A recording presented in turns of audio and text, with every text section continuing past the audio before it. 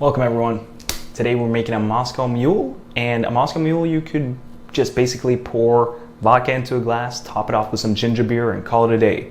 But we're gonna make it a little bit more interesting than that.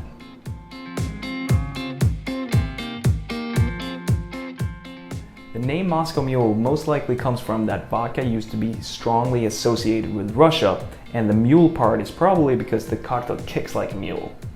However, I'll be making an Austin Mule today because I'm using vodka from Austin, Texas, so, you know, go figure. And I'll be using ginger syrup, fresh lime juice, and some regular club soda. No ginger beer because I'll kind of be making my own ginger beer here.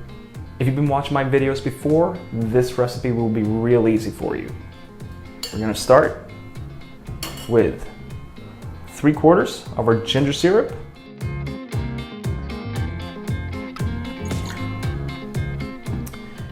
3/4 of lime juice, 2 ounces of our vodka. I'm just gonna get some ice. We're just gonna give this cocktail a quick shake because we don't want to dilute it too much. It's gonna dilute even more in the glass with the ice and the club soda. All right, so just a quick shake.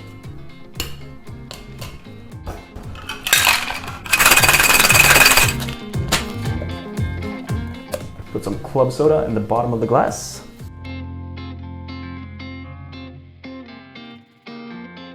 And then garnish it with the biggest piece of candied ginger you could find. There you have it, Moscow Mule.